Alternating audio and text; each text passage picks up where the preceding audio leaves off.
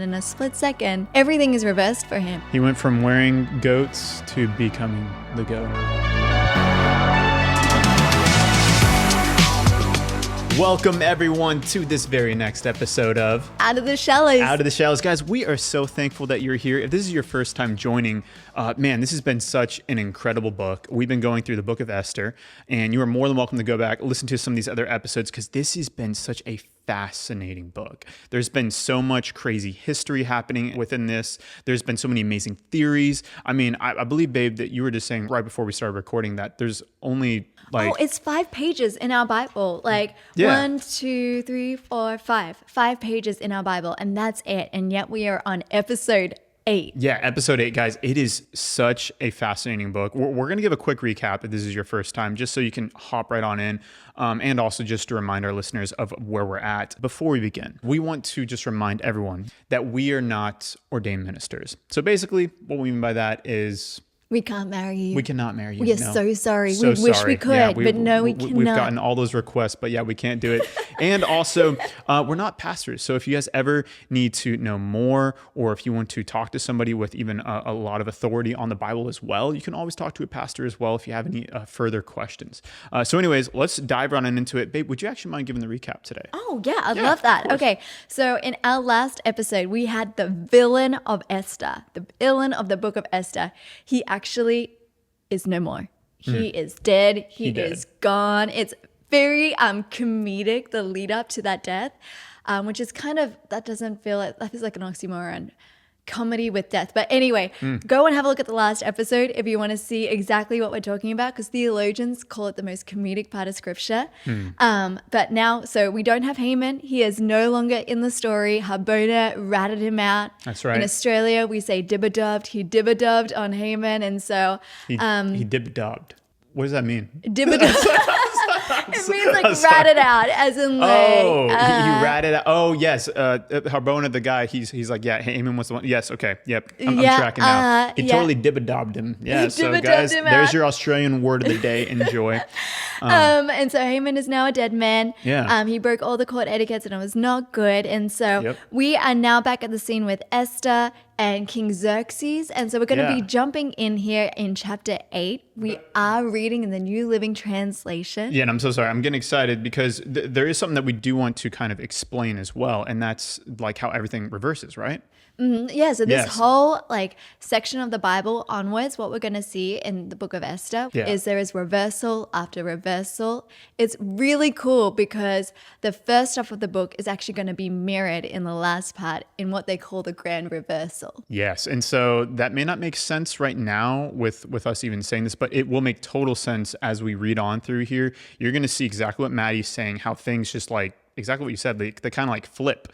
And speaking of which, you probably noticed this whole video has been flipped this whole time. That's right. We were flipped Sneaky. From our normal orientation. But anyways, we'll put it back to normal. We're going to start reading. So like Maddie said, we're reading out of the New Living Translation, chapter 8 in the book of Esther. Here we go.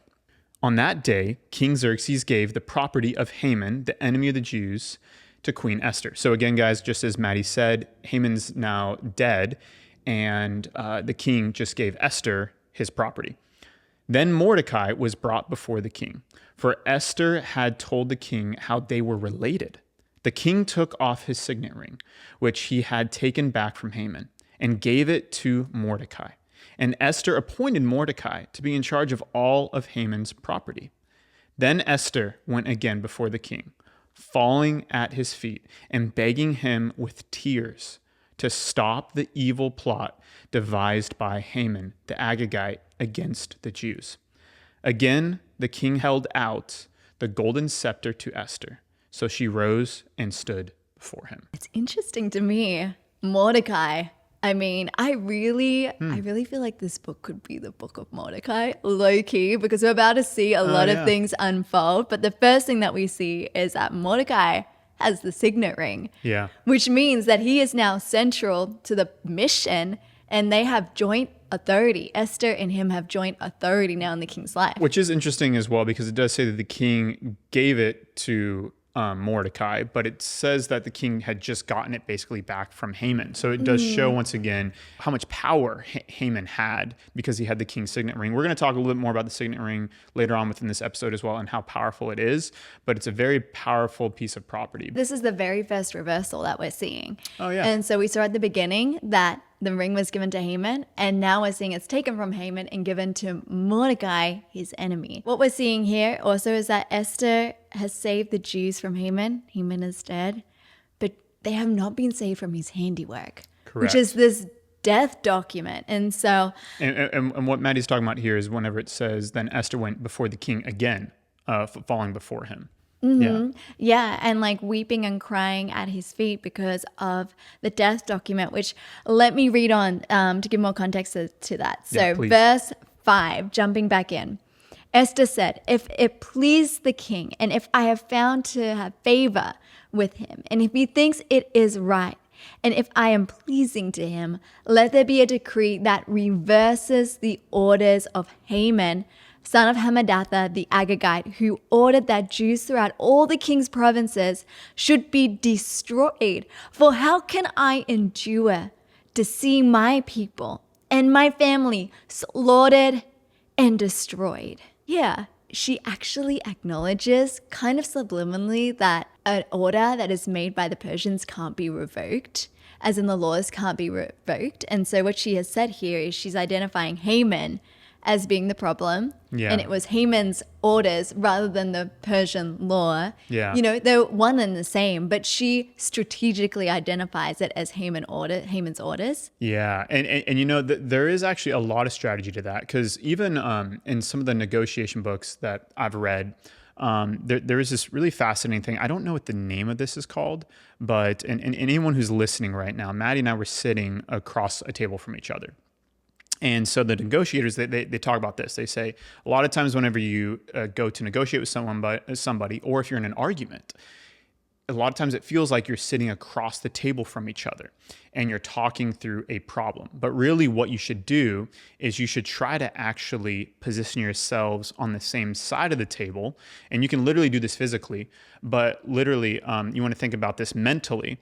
And you want to think about the problem that you're trying to face is, so here, now I'm holding a mug. So let's say if it's like this mug, if the mug's the problem, and if we're both on the same side of the table, and if we're looking at the problem and taking care of the problem, instead of us being on opposite sides of the table, talking to each other. So I hope that makes sense. It's a very interesting strategy, and it's actually really helpful to even use in relationships sometimes, because you don't want to always view the person as a problem. You want to view the situation as a problem, even if the person caused it. Like obviously the king caused the issue here by giving the signet ring to Haman. So he could have been the problem, but what you're saying right now is that she removed him and said, hey, look at what Haman has done. And so then aligning them both on the same side of the table and looking at how do we now fix this problem? Yeah, and rather than being combative, it's way more of a unified front. Correct. Verse 7, folks, I'm going to continue reading now.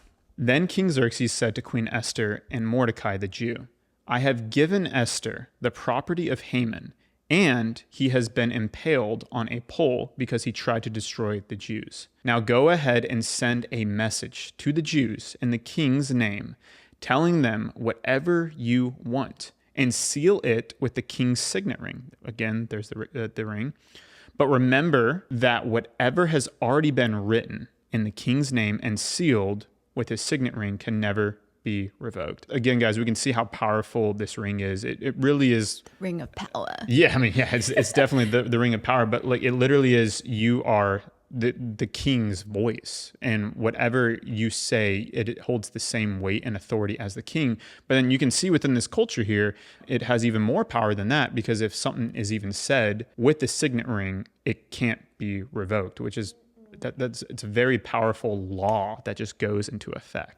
What's crazy, and I loved how you talked about this earlier. Yeah. You were talking about how it's literally like you getting the login and the password to, I don't know, the president's Twitter account, or his X account. That's still so weird to me, but his X account, and then you can just say whatever you want, and it's as if you're the mouthpiece of the president. And so this signet ring kind of holds that power and a little bit more as well, because you can't delete. Yeah. You can't revoke whatever you've said. But it's interesting that King Xerxes, he just doesn't like to seem to take responsibility. It seems that way because he's so quick to delegate. Yeah. And I mean, he did execute an order, and that was for Haman to be removed. And it was a quick, easy response to a crisis. Haman's the problem here. Let's get rid of Haman. Yep. But when Esther approaches him and says, hey, this is actually not the solution. Like, we still have this death document. It's an impending war that's about to take place. He is like, okay, you do whatever you need to do. Take my ring, do whatever. It's like he literally could make the same mistake he made with Haman all over again. And so he's very trusting of Esther. Yeah. And he's very trusting of Mordecai. But it's Esther, not the king, who's taking initiative and counteracting Haman's really destructive decree. Exactly. I do want to just highlight something that you said. Whenever we were studying through this, you and I, we were talking about it really is like a war is coming. They're on the brink of civil war. Correct. So if we remember, even though Haman's gone, Haman's dead, the problem isn't really solved. And that's why Esther and Mordecai are going back to the king and being like, hey, we need more help, because literally, as you said, a war is coming. So think about that like this as we continue to read on here. Okay, so jumping back into verse 9. So on June 25th, the king's secretaries were summoned and a decree was written exactly as Mordecai dictated. It was sent to the Jews and to the highest officers, the governors and the nobles of all the 127 provinces stretching from India to Ethiopia. The decree was written in the scripts and languages of all the peoples of the empire, including that of the Jews. Put a pin in that. Including that of the Jews. The decree was written in the name of King Xerxes and sealed with the king's signet ring. Mordecai sent the dispatches by swift messengers who rode fast horses, especially Bred, for the king's service. So why I said to put a pin in that it was actually in the language of the Jews, is because when we have a look at Haman's decree and we go back to the earlier chapters, it doesn't specify that it was ever written in the native language of the Jews. Yeah. And so I think it's very purposeful. Yeah, it's very interesting. You're right. But It's very purposeful that now the author includes that piece of information, because it shows that dignity is being given back to the Jewish people. Because I mean, ethnic vitality and ethnic power is often within the language. And so the fact that this is being identified now in the language and in the script of the Jewish people is really significant. And I mean, Mordecai, it's his first move as prime minister really is to execute this decree. That's kind of like what his role is, holding the signet ring. He's kind of like a prime minister, as you will. It's pretty interesting. You say how Mordecai is talking about how he gets into this role and he instantly thinks of this plan. Which is pretty amazing. How he comes in, he thinks of this plan, and he figures things out relatively quick. It does go to show that Mordecai, even though he was somebody who's very low within the kingdom's ranking, he was somebody who was in the palace, but he was somebody who's just guarding doors. But he was still thinking strategically in his mind, okay, if I for some reason did have the ability to change this, what would I do? And he it shows that he probably was thinking through how do I practically solve this problem? Which is really cool. He wasn't just complaining. And I love how he's thinking probably practically this whole time, so that as soon as he gets the signet ring, he knows how to execute something that will actually help. Yeah, if you want to jump into verse 11. The king's decree gave the Jews in every city authority to unite to defend their lives. They were allowed to kill, slaughter, and annihilate anyone of any nationality or province who might attack them or their children and their wives, and to take the property of their enemies. Now go right ahead, just put a little pin in that as well, and just try to remember that right there about taking the property of their enemies. The day chosen for this event throughout all the provinces of King Xerxes was March 7th of the next year.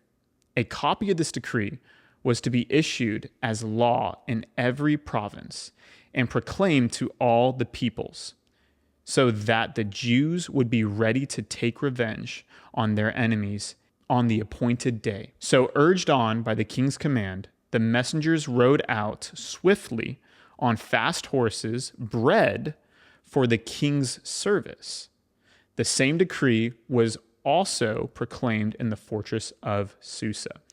All right, so a lot's happened here. I said to put a pin in something, but babe, go right ahead and actually share about like what we just read here at the very end with the king's horses, because this is now the second time it's been mentioned. Yes. Yeah. This is another sign that he's trying to make it seem as if it's the king himself, as in like there's a new level of nobility and king's authority to what he's actually doing, is that these horses were royally bred. And so these horses were like the king's horses. And so if you look back at Haman's plot and his plan, it went out swiftly. Actually, this one, the verbs that they use here in the Hebrew, it's even quicker, as in like the decree went out even quicker with Mordecai. But with Haman's, it went out quickly, but it was just horses. It went out quickly with horses. Here, this is royal bred service horses that are going out to deliver this edict. And it's fascinating because this edict, when it talks about killing, it actually is a Hebrew verb, nakam. I probably said that so wrong. It's N-A-Q-A-M, and there's a weird little thing over the A, so I'm not too sure good to me. how to say that. But it Nakam. actually doesn't mean senseless killing. It actually means justified retaliation.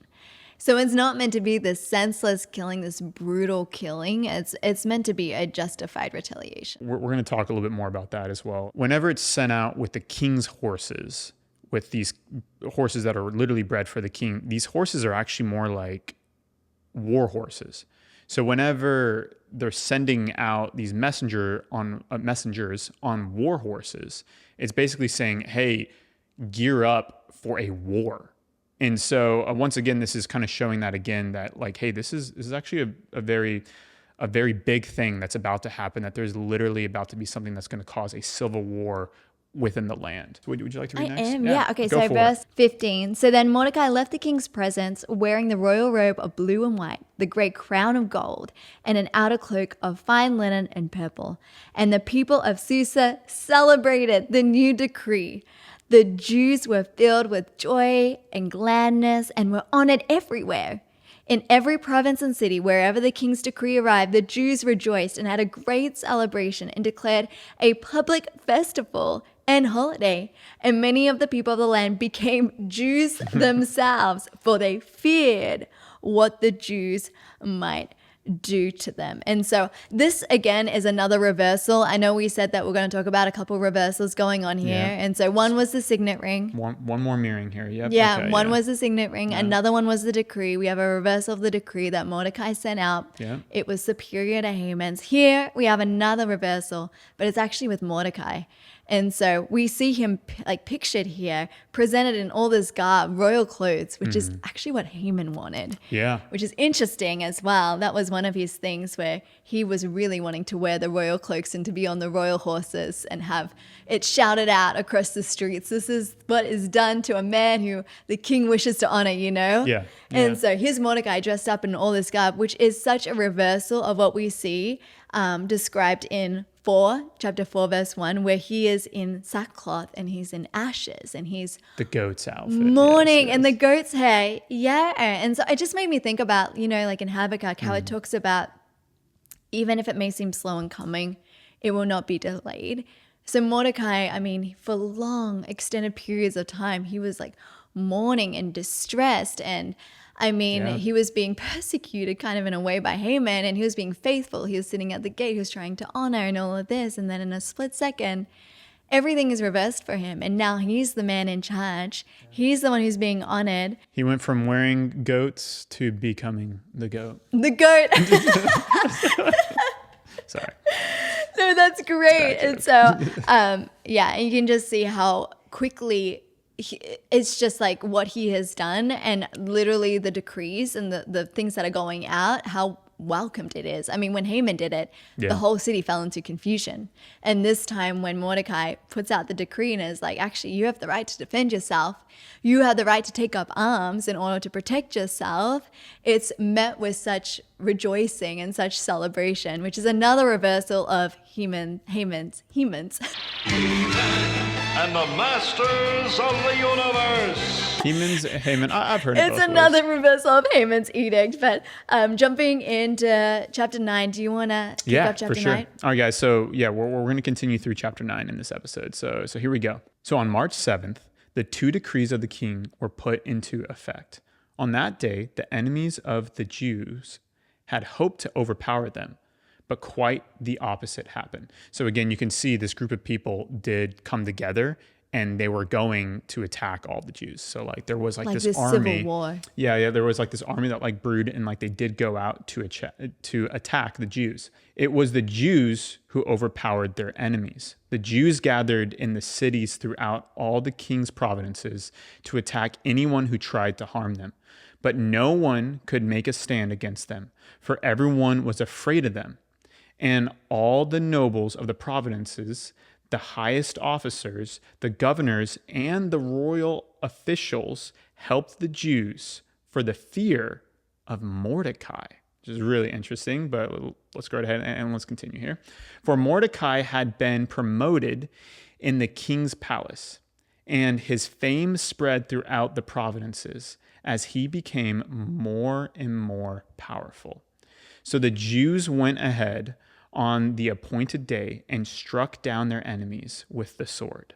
They killed and annihilated their enemies and did as they pleased with those who hated them. Some commentators and scholars and theologians, they actually make a remark here. They did what they pleased. That can sound quite brutal and it can sound a little cruel, honestly. But the author here, and this is what theologians pull out, the author here is trying to show a direct reversal of Haman's plan. Because the first part of the narrative, as we said at the beginning of this episode, is going to be mirrored in the last part in terms of reversals. And so the decree was that they could do whatever they wanted as they pleased to the Jews. And so now we're seeing the Jews being able to do whatever they pleased to their enemies. And so it's meant to be, the point of it is meant to be a reversal rather than an act of brutality or an act of cruelty or anything like that. Can I even say something here? There's something at the very end that's important to notice. And it says this, with those who hated them. If someone hated you, they were basically your enemy. So hate is the disliking somebody so much that you truly have labeled them your enemy. It's somebody who you would kill. It's somebody who, you are at war with. So don't think of just like somebody who hated them as like the way we use it nowadays. It's literally people who are their enemies, who want to kill them. No, that's a great point. And Mordecai becoming more and more powerful. Can we just stop and like think about this for a second? Because we have read so much about Haman trying to command honor for himself. Yeah. I mean, literally would have the king like go out and be like, you must bow down to Haman because like he deserves honor, whatever.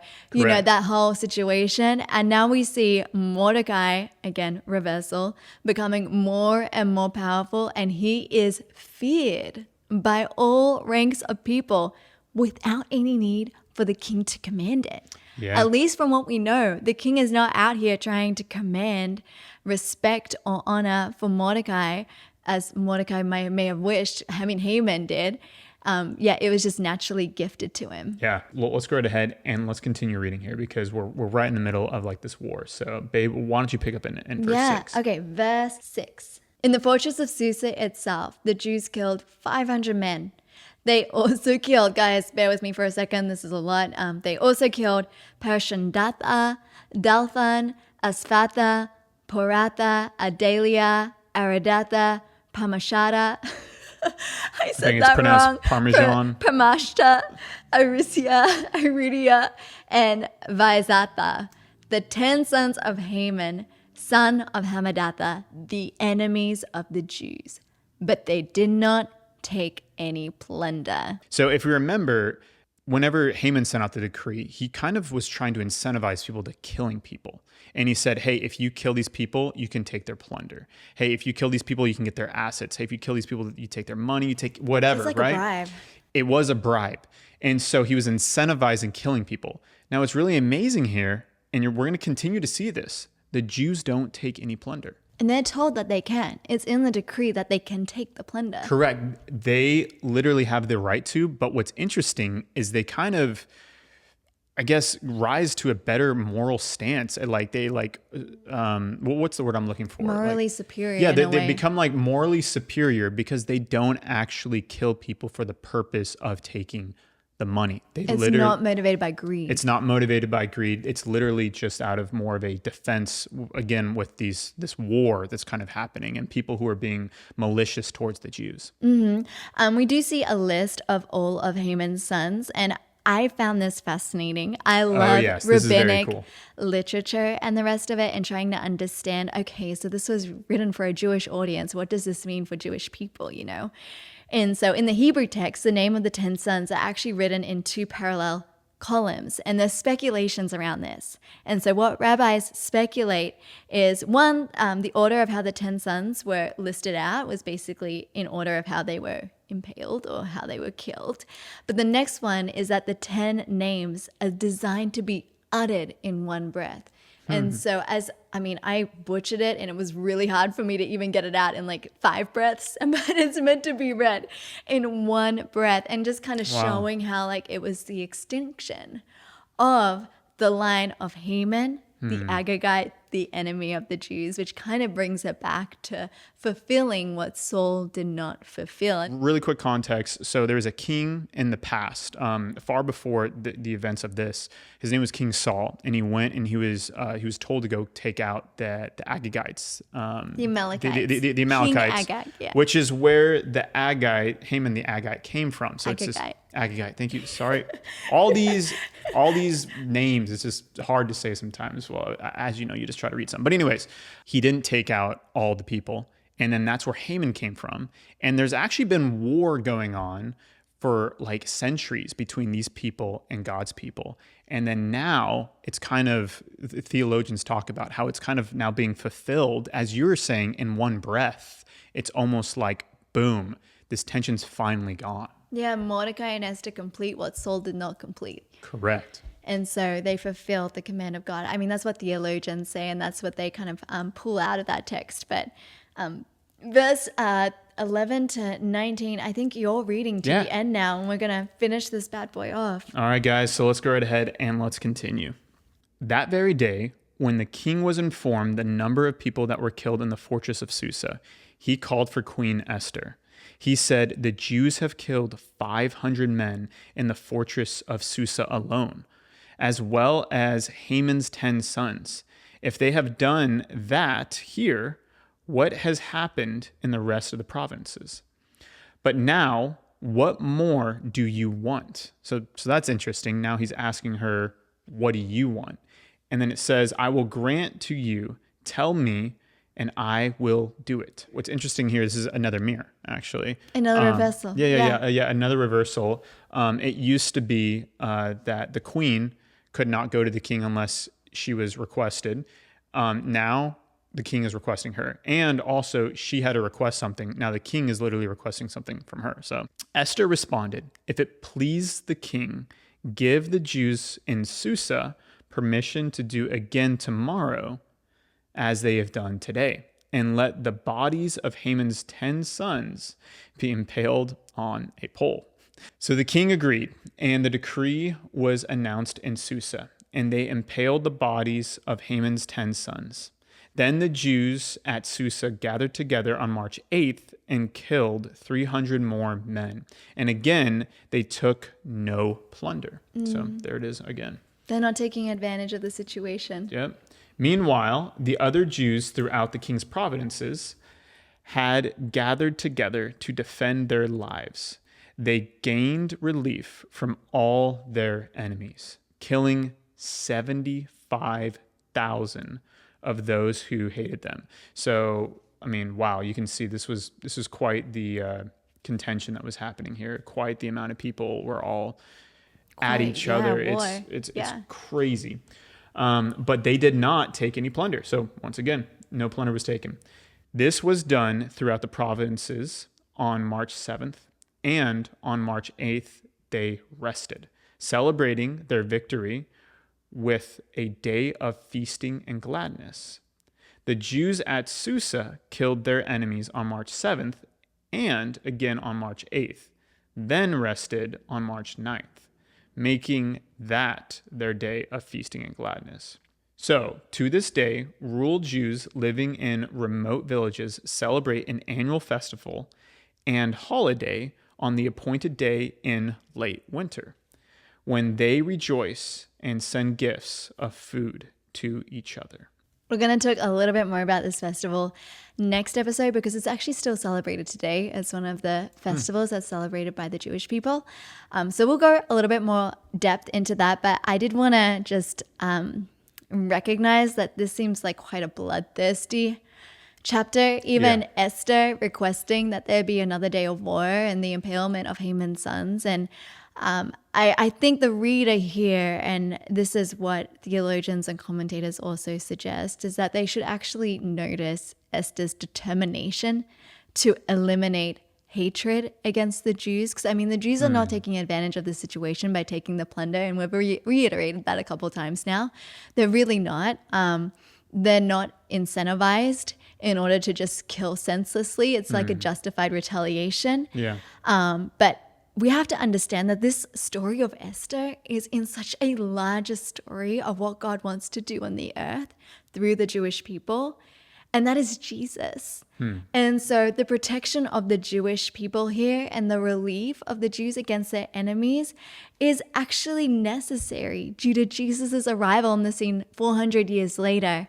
And so it is important while we're reading this, we are reading it in the context of the larger scope of what God wants to do in history. Very interesting. All of the reversals, the mirroring throughout the book. It's very, very fascinating. And guys, you may think that maybe even the story's kind of done because Haman's gone and this war is now over, but there's still some more to it. So stick around. But everyone, we just want to thank you really quick. We've been loving seeing just all these comments come through. We've been loving just receiving messages from everyone saying how much they really enjoy this study. And so we're blown away. We really are blown away by how hungry and eager you guys are to study with us. Yeah. We thought it was maybe just us that was super hungry to go deep. And so to see that you guys want to join in and your comments and all the rest of it, your encouragement, it's meant the world. Keep commenting. We seriously read every single comment. We go through every single comment. So let us know if there's something interesting that maybe you found in this chapter that maybe you wanted to share, something that you thought was intriguing that maybe you wanted to share, highlight in the comments.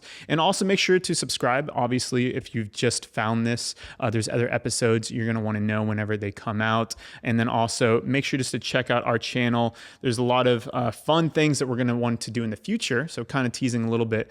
But for now, guys, my name's Alec, and I'm joined with the wonderful Maddie. And you have been listening to Out of the Shallows. Out of the Shallows. We'll see you guys next time.